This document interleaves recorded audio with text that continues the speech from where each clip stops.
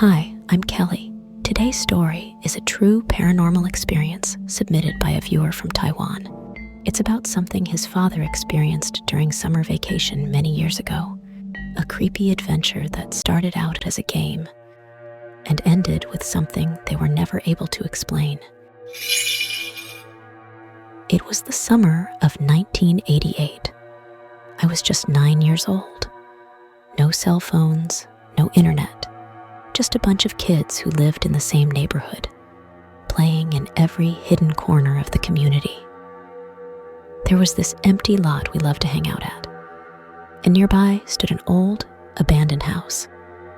People whispered that it was haunted. Some said they saw shadows in the windows. Others swore they heard crying at night. But for us kids, the scarier the story, the more curious we became. So one day, we finally worked up the nerve to go inside and explore. The abandoned house looked like a small black church, dark and eerie. We stood at the front door, daring each other to go in, calling anyone who backed out a coward. But truthfully, we were all scared. Inside, the place was overgrown with weeds. The walls were covered in graffiti, and trash was scattered all over the floor. It felt like someone had been there before. That messy, lived-in feeling made me drop my guard for a second. I thought, maybe there's nothing scary after all. The floating white scarf. While we were exploring, I suddenly saw something float past a shattered window. A white scarf. It drifted from left to right, slow and silent. I gasped and shouted, "Hey! I just saw a white scarf floating past." But everyone thought I was just trying to scare them. No one believed me. So I stayed quiet after that and just kept walking with the group. We entered one of the rooms and found several thick photo albums stacked everywhere. We opened one and froze. Every photo was from a funeral. We checked another. Same thing.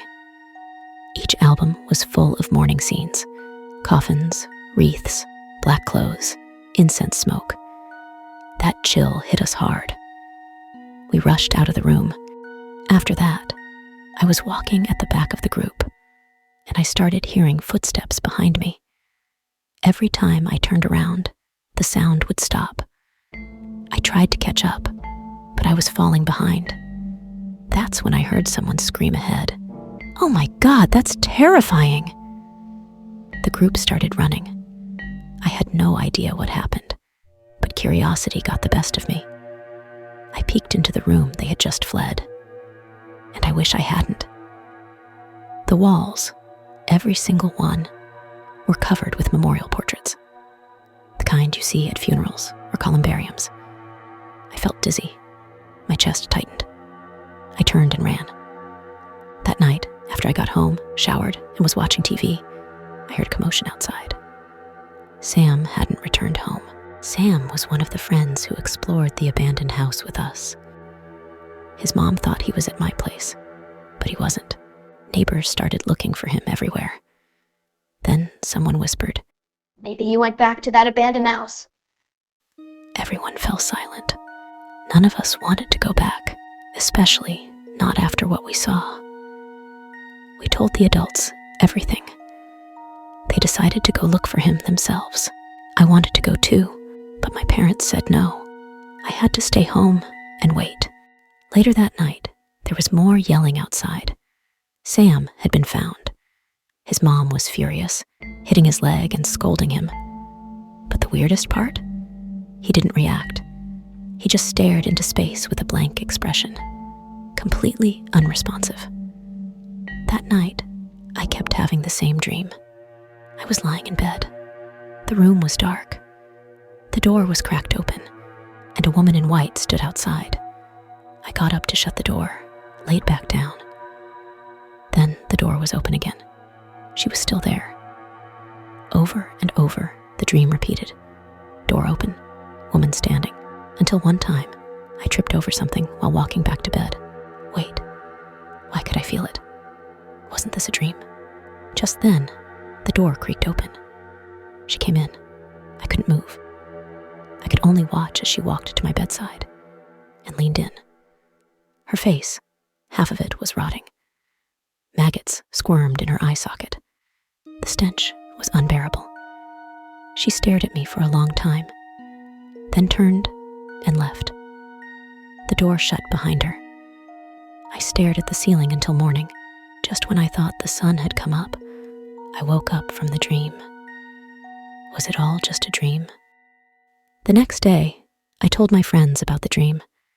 To my surprise, everyone else had weird experiences too. That's when we saw Sam again, walking alone toward that house. None of us dared follow. Our parents had forbidden it. Later that day, I saw him at the corner shop. He was peeling posters off the wall and eating them. Some adults rushed to stop him, and we helped bring him home. The next day, we noticed Sam missing again. This time, we told the adults right away. They went back to the house. Inside, they found a corpse, a woman who had died by suicide. The house was sealed off that night. Later, we heard the property had been in dispute for years. Once it was resolved, the house was torn down and a new building went up in its place. The room that didn't exist. What bothers me the most is that room, the one with the wall of portraits. Years later, I asked some of the adults who had gone in with us. They all said there was no such room. You kids must have imagined it. But I remember it clearly. So did my friends. We saw it. So why do all the adults say it never existed? That part remains a mystery buried in our memories. Today's story has come to an end. But that strange room, the one full of funeral portraits, still lingers in my mind. Have you ever seen something no one else believed was real? Or been to a place that later didn't exist anymore? Let me know in the comments. I'm Kelly, and I'll see you in the next story, if the story lets us. If you want to see my videos faster, please like and subscribe to my channel and press the bell icon to get new video updates.